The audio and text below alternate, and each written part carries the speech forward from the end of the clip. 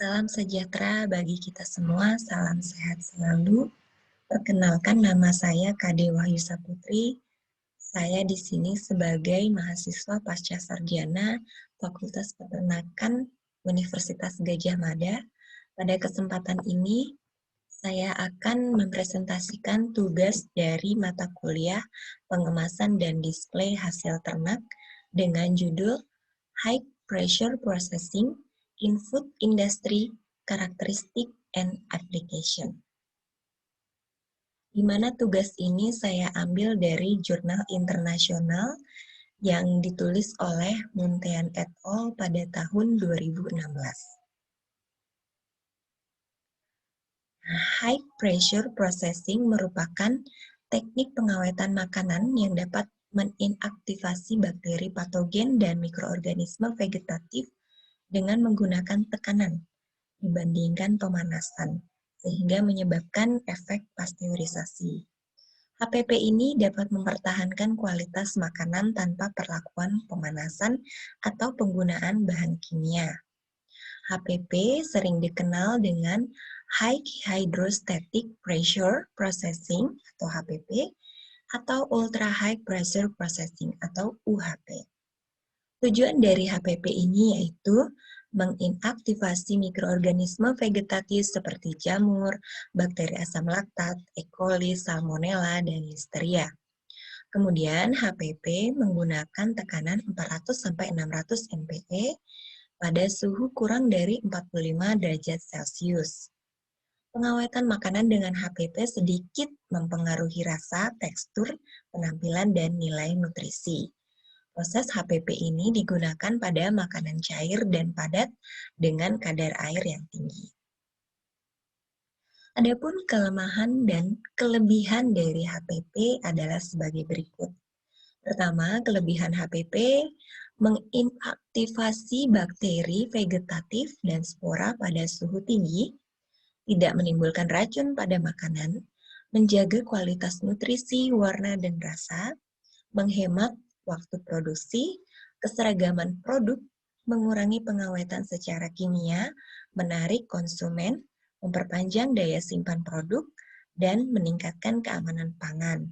Selain kelebihan, ada juga kelemahan dari HPP, yaitu peralatannya mahal, makanan harus memiliki kadar air 40% untuk mengurangi pertumbuhan mikroorganisme, proses dilakukan secara berkelompok, pemilihan kemasan masih sedikit, kemudian beberapa mikroba dapat bertahan seperti Clostridium botulium.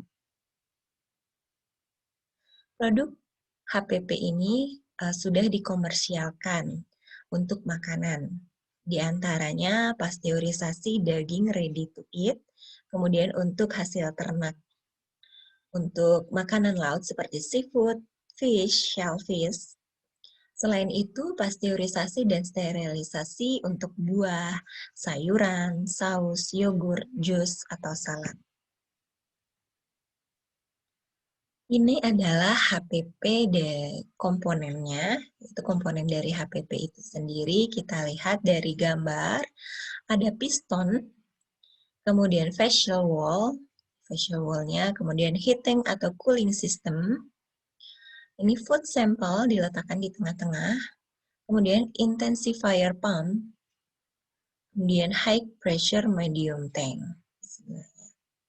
Nah, komponen HPP ini menurut Balasubramaniam et al. 2008, yaitu pressure vessel, kemudian pressure transmitting fluid, material handling pressure system, supporting units such as heating or cooling components. Selain itu, ada transmitting fluids seperti water, food grade, glycol water solution, silicon oil, sodium benzoate solution, ethanol solution, dan castor oil. Bagaimana prinsip dari HPP ini? Pertama, tekanan hidrostatik menyebabkan makanan tidak mudah rusak selama proses HPP. Proses yang pertama yaitu suhu produk akan meningkat secara perlahan-lahan sekitar 3 derajat Celcius untuk setiap tekanan 100 mpa. Untuk makanan yang mengandung lemak dan minyak, suhunya 8-9 derajat Celcius setiap tekanan 100 mpa. Nah, bagaimana prosesnya? Pertama, produk akan dimasukkan ke dalam tabung dari HPP, kemudian akan ditutup. Setelah itu, vessel akan dipenuhi dengan pressure transmitting. Udara akan keluar dari vessel dengan katup de-aeration secara otomatis. Kemudian secara cepat udara yang masuk akan dipompa keluar. Pressure transmitting fluid akan secara cepat menghantarkan tekanan dengan seragam dan cepat. Kemudian lama-kelamaan akan terjadi tekanan hidrostatik tinggi bersamaan dengan naiknya suhu pemanasan. Jadi suhu pemanasan ini akan meningkat tadi sekitar 3 derajat Celcius untuk setiap tekanan. Semakin tinggi tekanan, maka suhunya akan semakin naik juga. Pada saat proses HPP ini terjadi penurunan volume makanan dikarenakan terjadi denaturasi protein, gelatinisasi, dan perubahan lemak, namun tetap menjaga dari kualitas produk. Ini contoh dari HPP pada produk susu. Produknya dimasukkan ke dalam tabung dari HPP, kemudian nanti akan ditutup dan di dalamnya akan diberi tekanan. Ini adalah contoh beberapa yang sudah diterapkan pada produk susu. Pertama, menurut Morgan et al. Tahun 2000 pada suhu tekanan 200 sampai 250 mpa. Tekanan yang tinggi ini dengan bakteriosin seperti laktisin dapat mengontrol mikroba flora pada pembuatan keju. Kemudian menurut Hoppers et al. 2002, pada tekanan 100 sampai 600 mpa dengan selama 0 sampai 30 menit pada suhu 20 derajat Celcius, tekanan yang tinggi ini dapat mengkoagulasi dari susu sehingga dapat meningkatkan cheese curd sebesar 15%. Menurut Molina et al. Tahun 2000 pada tekanan 200 sampai 400 mpa, tekanan ini pada keju rendah lemak dapat meningkatkan protein dan kadar air. Kemudian menurut Facon et al. 2002, pada tekanan 200 sampai 500 mpa selama 60 menit pada suhu 20 derajat Celcius dapat mendestruksi patogen seperti Listeria, Escherichia coli, dan Salmonella. Menurut Drake et al. Tahun 1997, pada tekanan 300 sampai 600 mpa, tekanan yang tinggi ini dapat mendenaturasi whey protein dan meningkatkan kadar air pada pembuatan keju. Nah, bagaimana efek dari HPP ini pada kualitas kimia dari produk makanan? Yang pertama, tidak merusak vitamin, flavor, dan warna pada proses pemanasan.